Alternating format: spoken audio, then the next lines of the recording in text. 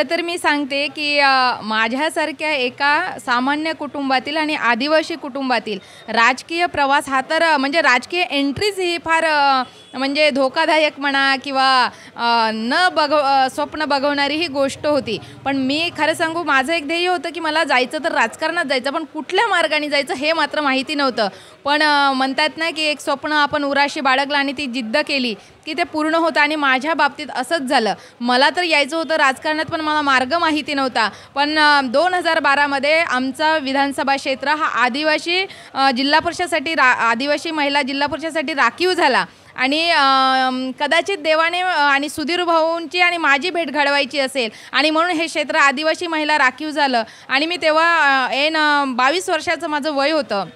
आणि माझ्या घरची परिस्थिती काय, पहिल्या वेळेस तर माझ्याकडे फॉर्म भरायला सुद्धा पैसे नव्हते. आणि या परिस्थितीमध्ये आदरणीय सुधीर भाऊंनी माझ्यावर विश्वास टाकला आणि त्यांनी माझ्यामध्ये जी ॲबिलिटी बघितली असेल, माझ्याकडे असलेली काही क्षमता बघितली असेल आणि मला तिथे त्यांनी चान्स दिला. आणि तो चान्स म्हणजे माझ्यासाठी राजकारणात प्रवेश करण्यासाठी गोल्डन चान्स होता. आणि त्या चान्सचा मात्र मी वापर करून घेतला. आणि आदरणीय सुधीर भाऊ हे ज्या चान्स मला दिला त्याचा वापर मला जनतेसाठी कसा करता येईल. आणि खरं सांगू का, जे गोल मी पाहिलं होतं की मला राजकारणात राहायचं आहे, तर माझ्याकडे एकच पर्याय होता. कारण माझ्याकडे ना आईवडिलांची काही प्रॉपर्टी आहे, ना माझ्याकडे राजकीय वारसा होता, ना माझ्याकडे काही होतं. माझ्याकडे एकच होतं, प्रयत्नाची पराकाष्ठा करणे. आणि ज्या माणसाच्या मी सानिध्यात काम करत होते सुधीर मुनगंटीवार, त्यांच्याकडून आम्ही हे शिकलो की प्रयत्नाची पराकाष्ठा कशी करायची. आणि मी तुम्हाला दुसरी गोष्ट सांगते, भारतीय जनता पार्टी असो, काँग्रेस असो, कुठलाही पक्ष असो, त्या पक्षामध्ये प्रत्येक पक्षामध्ये जाती विरोधक काही लोक असतात.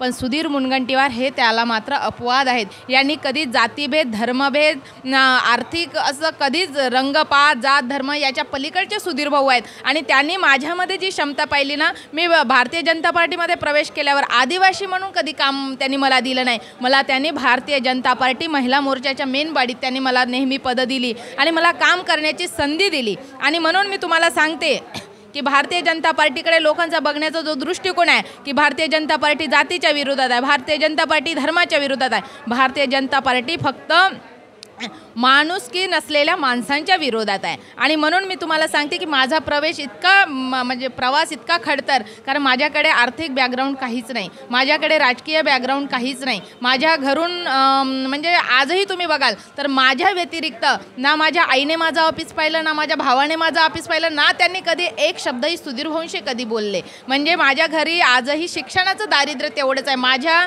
मी जे शिकले ना, ती माझ्या घरातली, माझ्या फॅमिलीतली मी एकमेव मुलगी आहे की जी माझं ग्रॅज्युएट झालं. आणि म्हणून माझ्या ज्या फॅमिलीतून मी आले ना, त्यामध्ये आदरणीय सुधीर भाऊंनी जो विश्वास ठेवला, तो विश्वास मी सार्थकी लावला असेल नसेल, पण मी त्यांनी जो विश्वास ठेवला, मी आज 24 तास पार्टीसाठी वेळ देते आहे. मी कुठलाही विषय असेल, मग आरोग्य असेल, पोलीस स्टेशन असेल, आणि त्यांनी मला इतकं प्रगल्भ केलं आज या क्षेत्रामध्ये की आज मी कित्येक हजार लोकांच्या समोर बोलू शकते, कित्येक प्रश्नांना वाचा फोडू शकते. आणि याचं श्रेय एकाच माणसाला जातं, ते म्हणजे सुधीर मुनगंटीवार. आणि मी दुसरं सांगते की मी महिला आहे आणि त्यातही मी कुमारिका आहे आणि त्यामध्ये राजकारणात काम करणं हे फार अवघड होतं. पण आदरणीय सुधीर भाऊंनी सांगितलं की अलका, जर इथे राजकारणात काम करायचं असेल तर तुला मनाने खंबीर बनावं लागेल. आणि त्यांची जी शिकवण आहे, त्यांचे जे संस्कार आहेत ना, हे आपल्याला कधीही कुठल्या चुकीच्या मार्गाने जाऊ देत नाही. आणि म्हणून मी जेव्हा आज या क्षेत्रात काम करते आहे, भावासारखा सुधीर भाऊ माझ्या पाठीमागे उभा आहे,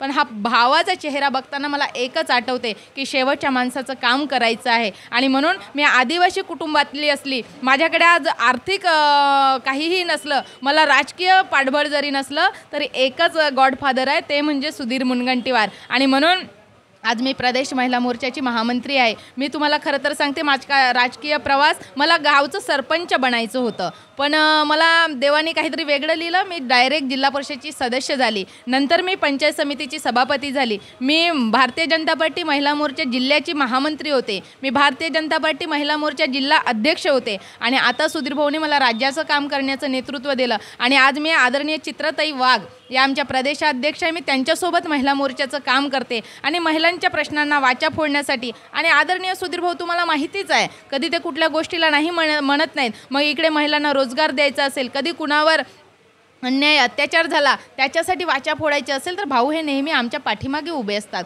आणि असा नेता जर असताना मी जर आता काम करू शकले नाही तर मी कधीच काम करू शकत नाही. आणि ही परिस्थिती इतर कुठल्याही पक्षात नाही, जिथे सुधीर भाऊ आहेत तिथे आहे. आणि म्हणून सुधीर भाऊंचे महिलांसाठी असलेले विचार आहे, महिलांबद्दल असलेला त्यांचा मान सन्मान आहे, हा इतर कोणत्याही नेत्याला कधीही घेता येणार नाही.